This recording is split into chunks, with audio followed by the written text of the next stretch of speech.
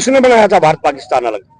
और फिर भी आप गद्दी पर हर बार उसी को बिठाते चले आ रहे हैं। शास्त्र से ना समझे तो फिर हम शस्त्र चलाते हैं। जो हमारे धर्म को नुकसान पहुंचाता है तो फिर हमारे पास हथियार है, सभी देवी देवताओं के पास है, हमारे नागाओं के पास, सबके पास किया ही नहीं हिंदू मुस्लिम का। हमारे साथ भेद हो रहा है, इसलिए हमने देखा है यहाँ पर राम मंदिर पर गोलियां चली और उसी को फिर मुख्यमंत्री बना दिया। और बात हमसे करते हैं, चाहते हैं कि हिंदू राष्ट्र बनने के बाद मुसलमान भी खुशहाल होंगे यहाँ पे। महान खुशहाल होंगे, बहुत ज्यादा खुशहाल होंगे, क्योंकि जब जो है हिंदू राष्ट्र बन जाएगा, हिंदू राष्ट्र के नियमों का पालन होगा, ना कोई झगड़ा होगा, ना कोई कर्फ्यू लगेंगे, ना कहीं कुछ लगेंगे, तो खुशहाल ना होंगे वो है मिलके। जब एक बात बताइए, अब हम यहाँ पर 10 खड़े हैं, अगर हमारे आपस में अभी मेल है तो बताइए इससे बढ़िया बात क्या है? क्या होगी इससे बढ़िया बात? तो इसलिए हमारा हिंदू राष्ट्र हम इसलिए चाहते हैं क्योंकि हिंदू राष्ट्र की जो शिक्षाएं है ना, वो सबके लिए है, या व्यक्तिगत कोई नहीं, या व्यक्तिगत कोई नहीं। हम तो देखिए एक सीधी सी बात जानते हैं कि जो तो को कांटा बुए तू वो उसको फूल, उसको कांटे मिलेंगे तो उसको तेरे फूल। ये केवल हिंदू धर्म में ही तो है, सनातन में ही तो है, ये मानव धर्म में ही तो है। भूल कर भी मत किसी से ना करो व्यवहार ऐसा, जो तुमसे कोई करता तुम नागवार होता। हमारी तो ये शिक्षा है।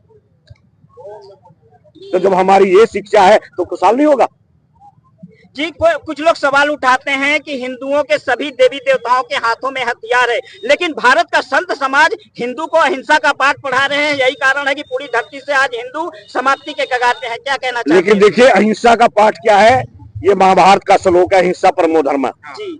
लेकिन एक बात और है, इसके आगे की बात तो नहीं कही, धर्मो हंति हंता है। लेकिन जो हमारी धर्म की उपेक्षा करता है, जो हमारे धर्म को नुकसान पहुंचाता है, तो फिर हमारे पास हथियार है, सभी देवी देवताओं के पास है, हमारे नागाओं के पास, सबके पास हथियार है। यहाँ पर 10 लोग बोल रहे हैं अहिंसा परमो धर्म है, लेकिन कथावाचक भी तो आधे इस लोग बताते हैं जनता को कि अहिंसा परमो धर्म है। ये आप अपने ग्रंथ क्यों नहीं पढ़ते? आप महाभारत पढ़िए, आप गीता पढ़िए, क्यों आप उनके ऊपर ही रहते हैं? तो क्या जो हिंदू समाज अपना हथियार चलाना भूल गया है, तो क्या संत समाज हथियार के लिए प्रेरित करेंगे हिंदुओं कभी को? नहीं भूला। हमारे यहाँ आज भी देखा होगा आपने, पेशवाई में भी देखना, जब स्नान करने जाए सबके पास हथियार रखे हमारे पास, और खूब प्रदर्शन होता है। कहाँ भूल गए? बिल्कुल नहीं भूले। लेकिन हमारा पहले क्या है, हमारे एक हाथ में शास्त्र दिया जाता है, एक हाथ में शस्त्र दिया जाता है। हम पहले शास्त्र की बात करते हैं, पहले शास्त्र की बात करते हैं। जो शास्त्र से ना समझे तो फिर हम शस्त्र चलाते हैं, लेकिन पहले शास्त्र से समझाते हैं, क्योंकि हमारा पाठ है ओम शांति शांति शांति। महाराज जी, नर्मदे राम मंदिर बन गया है, ज्ञानवापी पे आपके क्या विचार? ज्ञानवापी बनेगी, बिल्कुल बनेगी। जैसे राम मंदिर बना ना, ऐसे ज्ञानवापी भी बिल्कुल बनेगी। वहां भी काशी विश्वनाथ का विशाल मंदिर बनेगा, क्यों नहीं बनेगा? कितना समय अभी लगेगा? अब ये समय तो थोड़ा शासन बता सकता है, तो प्रशासन बता सकता है, क्योंकि अपनी भी खाली हम यहाँ बैठ करके खड़े होकर रेत में कुछ भी कह दे, लेकिन करना तो उन्हें होता है ना, करना तो उन्हें होता है। लेकिन महाराज कुछ लोग तो कह रहे हैं कि सरकार बदलने दो, हम पुनः मस्जिद वापस कर लेंगे। ये ऐसा है, कहने वाले तो पता नहीं क्या क्या कहते हैं। आसमान में जो है ना ठेगड़ी लगा देते हैं लगाने वाले, क्या लगती है? कहने में, देखिए मैंने क्या कहा, कहने में और करने में बहुत ही अंतर है। केवल एक संत ही है दुनिया में जो कहता है वही करता है, कथनी करनी एक होती है संत की। समाज तो क्या है, कहते ही रहता है, कहते ही रहता है। अब हम यहाँ 50 खड़े, क्या हमारे 50 विचार एक है? मेरे अभी सुनने के बाद पादी कहेंगे, कोई कहेगा महाराज जी ने बड़ा अच्छा कहा, कोई कहेगा अरे क्या है भैया, सबको एक कैसे कर लोगे आप? भाग्य सकल बाणी प्रकृति अक्षर शब्द विचार, और बाबा हितैषी भिन्न भिन्न है घूम लियो संसार। एक घर में 4 प्राणी होते हैं, वो भी एक से नहीं होते। हाथ में 5 उंगलियां, ये भी बराबर नहीं है। ये तो कोई बिरला एक उठता है, उसके पीछे पर उसी प्रकृति के लोग जो उठते चले जाते हैं। महाराज एक सवाल और, पाकिस्तान में हिंदू बंटवारे के समय 22% थे, आज वहाँ 2% बचे हैं, और पूरी धरती से हिंदू अपना घर मकान दुकान बिजनेस व्यापार छोड़कर भाग रहा है। अब लोग कह रहे हैं कि भारत से भी भागने का नौबत आएगा, तो क्या आप कहना चाहते हैं? एक बात बताइए आप मुझे, आप मेरे से तो प्रश्न पूछ रहे हैं, आपने कभी विचार किया किसने बनाया था भारत पाकिस्तान अलग?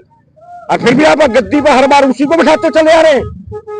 क्या होगा फिर जब आप इतना सोच विचार नहीं करेंगे? ये देखिए किसने बनाया था भारत पाकिस्तान, अपनी कुर्सी के लिए किसने बनाया ना, और फिर तुम बार बार वोट देकर फिर उन्हीं को ले आओगे तो क्या होगा?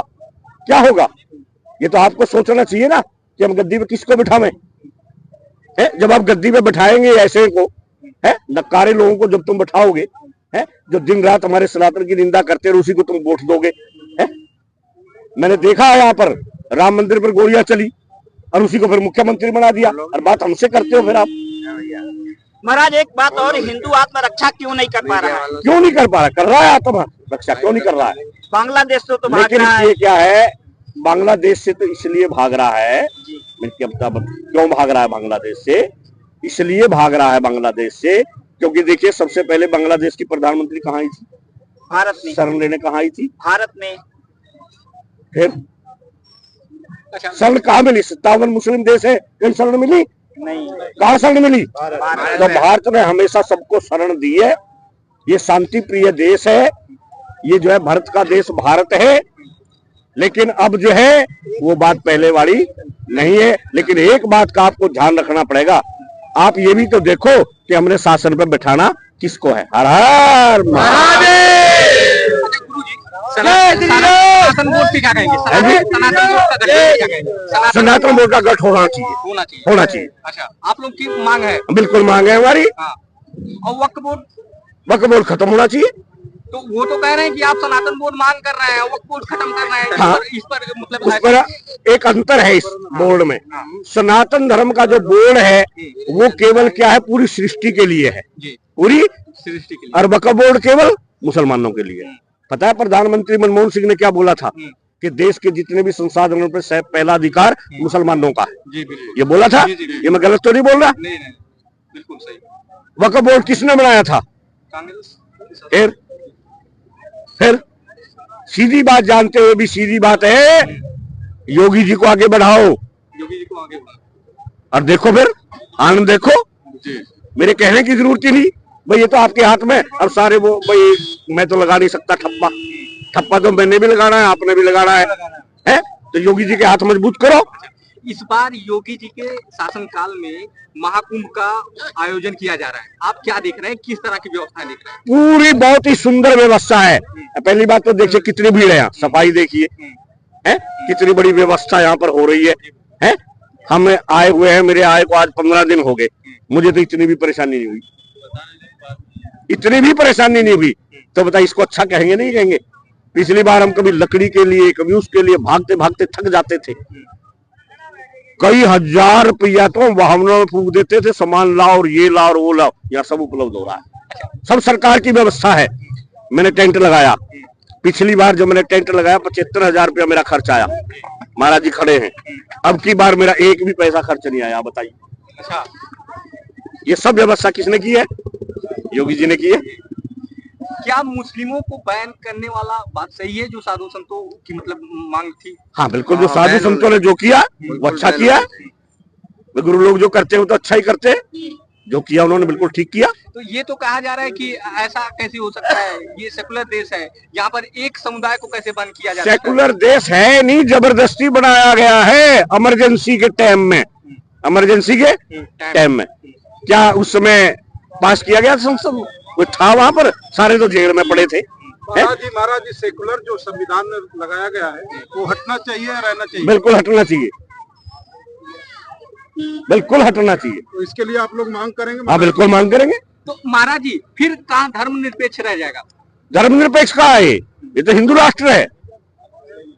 तो फिर महाराज जी गऊ जो गाय की मतलब स्थिति है इस समय, आप उस पर क्या कहेंगे? उस पर भी हम कहेंगे गाय की स्थिति इस समय ठीक नहीं है, गौ हत्या बंद होनी चाहिए, गौशाला खुलनी चाहिए। इसमें मैं एक बात कहूंगा, भूल फिर के फिर यही आएगी हम पे ही। उन गायों को छोड़ता कौन है? जब तक दूध देती है वो गाय तब तक तो हम उसका दूध पीते हैं, और जब वो गाय दूध देना बंद कर देती है हम उसकी रस्सी खोल देते हैं, उसे छोड़ देते हैं। किसकी गलती है ये? वैसे तो हम माता कहेंगे, गौ हमारी माता है, गौ हमारी माता। जब वो दूध नहीं देती फिर उसका डंडा मार देंगे, फिर वो माता कहेंगे। खाली कहने से, मैंने क्या कहा, कहने से काम नहीं चलेगा, काम करने से चलेगा। और मेरे अकेले के करने से नहीं चलेगा, सबके करने से चलेगा। इस देश में जितना अधिकार मेरा है इतना अधिकार आपका भी है। भाई जो वोट देने का अधिकार सबको, तो सबका अधिकार है। ये देश तो सबका है। मैं ये नहीं कहता कि ये हिंदुओं का ही है, मुसलमानों का भी है। प्रेम से रहें, प्यार से रहें, मिलके रहें, भाई भाई की तरह रहें, एक परिवार की तरह रहें, तो दिक्कत क्या? हिंदू कभी मुसलमान को सताएगा नहीं, ये याद रखना। और ना कभी सताया होगा। एक बता, अगर ये सताते, ये सारे बाहर से आए थे या फिर हमारे में से कुछ बन गए? ये बन गए? कभी सताया हिंदू ने आज तक? बता दो।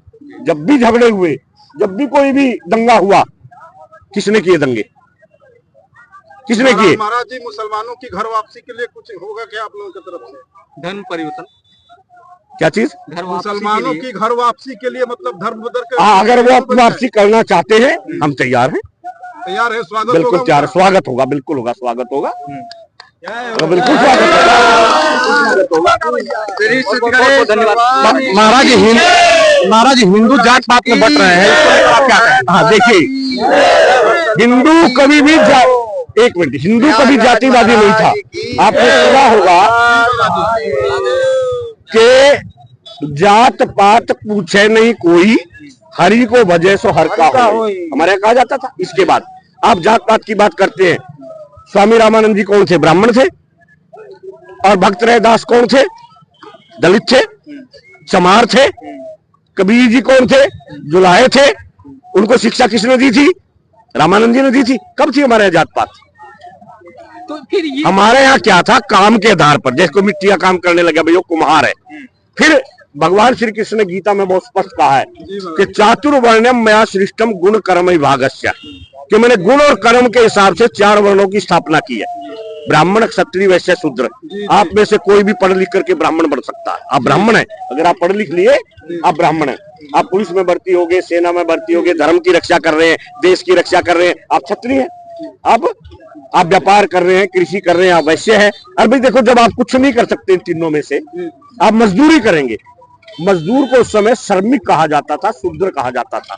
शूद्र को जाति नहीं थी भाई, जो भी मजदूरी करता था। अब मान लो पढ़ा लिखा है नहीं, शरीर में जान नहीं, खेती बाड़ी करने का मजदूरी करता है, श्रमिक कहेंगे हम उसको, शूद्र कहेंगे हम उसको। तो उसमें दिक्कत क्या है? एक बात बताइए, अब यहाँ पर टेंट लग रहे हैं, टेंट का एक क्या होता है? इसके ऊपर कपड़ा होता है, फिर वो रस्से से बंधा होता है, उसके नीचे बल्ली लगी होती है, फिर खूंटे से खूंटा होता है। भाई चारों चीज एक सार होती, चारों की जरूरत पड़ी कि नहीं? तो ब्राह्मण, क्षत्रिय, वैश्य, शूद्र की जरूरत है कि नहीं? मजदूर भी ना, बताइए आप क्या कर लेंगे? अगर मजदूर ना हो तो आप मेले में ले लेंगे, मेरा इंटरव्यू ले लेंगे? है? तो हमारे जात पात है कहाँ? हमारे यहाँ तो वर्ण व्यवस्था थी, और वर्ण व्यवस्था जन्म से नहीं थी।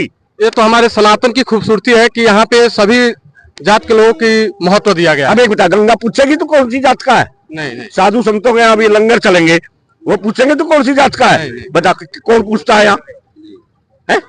हम किसी से लकड़ी ले रहे हैं, किसी से हम सब्जी ले रहे हैं, किसी से हम कुछ भी खरीद रहे हैं, सब चीज की आवश्यकता हमें। हम किसी से पूछते तेरी जाति क्या? फिर कहाँ जाति पाति हमारा है? कहाँ जाति पाति? ये तो जाति पातियों में बांटने की एक चाल है। अच्छा, बहुत बहुत धन्यवाद। और अपने धाम का नाम देखिए, मेरा नाम जो है योगीराज हितैषी बाबा है, जी महाराज। और अटल साधना आश्रम अटलपुर जो है, खैर रोड, अलीगढ़ में मेरा आश्रम है। मैं श्री पंदसनाम आह्वान अखाड़े का राष्ट्रीय प्रवक्ता हूँ, श्री गंगा सेवा समिति का राष्ट्रीय संयोजक हूँ, भारत साधु समाज का संगठन मंत्री हूँ। सरकार से मुझे 3 अवार्ड मिल चुके हैं, और 4था अवार्ड अभी NAI, ये जो आपकी मीडिया है, अभी साहित्य श्रोमणी रत्न मुझे दे रही है दिल्ली में 10 तारीख को, और मेरी 8 तारीख की टिकट है, मुझे वहां पर जाना। जी महाराज जी, एक बार जो कुंभ में इस बार श्रद्धालु आने वाले हैं 40 से 45 करोड़, एक बार आप अपने मुंह से उन सभी लोगों को आशीर्वाद दें। मैं देखिए सभी लोगों को जो है आशीर्वाद देता हूं, और आशीर्वाद के साथ साथ, क्या मैं इतना बड़ा संत तो हूं नहीं, इतना महान कि भाई मैं आशीर्वाद देने के योग्य हूं।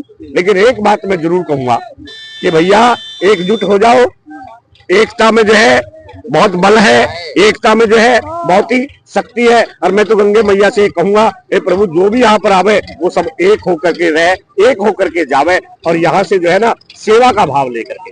जय हो। जय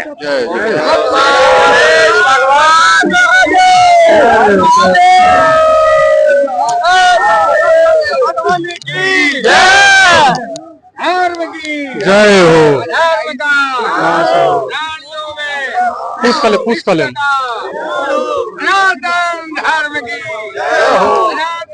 धर्म की